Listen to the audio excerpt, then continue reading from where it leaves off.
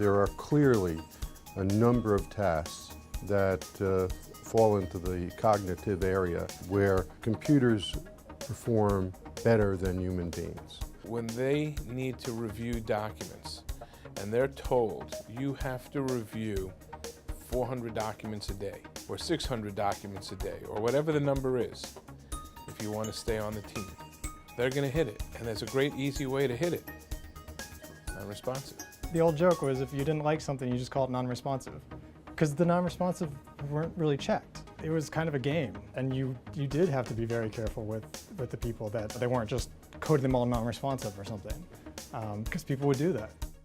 It was good to move towards a digital solution. You can't search across 100 boxes for keyword terms or concepts or whatnot, which of course you can do while it's digital.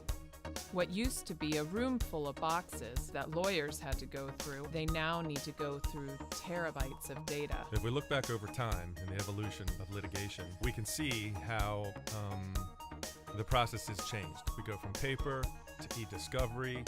Now we're using smart technology. There have been government studies that suggest that machines actually review documents better than human beings do, certainly faster. They could be in a bad mood and a good mood, and that affects how documents are designated. Have the computer make decisions on the entire corpus of data. Computer never has a bad day, and it can run 24 hours a day, and it's highly consistent, much more consistent than a regular attorney review. It's not only that it's used to get through a lot of data, analytics and predictive coding and the like, it's used to justify the cost associated with a litigation. The process is changing through the use of the technology. Sample it, decide what's responsive or not, using attorneys who are subject matter experts in that they are the key lawyers that are working on this particular matter.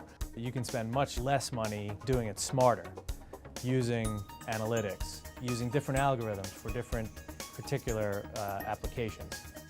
Categorization is the cornerstone of predictive coding, which involves training the system to identify responsive and non-responsive documents.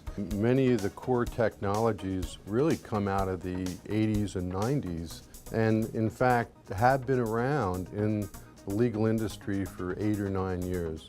As time has evolved and technology has really gotten much better, there are additional techniques that can be used in terms of searching. The use of technology-assisted review using analytics to find out the overall richness of your collection, to see if there is 2% real responsiveness or 50% responsiveness. If you've got 5 million documents to get through, a predictive coding analysis will tell them how much they have to really review in order to get a significant percentage of responsive documents out of the collection. Nobody wants to spend $50 million to review that. You can spend much less money doing it smarter, using analytics. The entire system is being revamped in order to reduce the cost. Part of that is looking at the proportionality, which is going to be a hot topic coming up. The federal courts have started to rule that the approaches that are outlined in what we all know as predictive coding, this hybrid analytics approach, is good enough. We do realize that it isn't perfect, but there's also a growing recognition that nothing ever was perfect. That is really why you want to be using the technology. It has no emotion. It has the ability to continue to learn.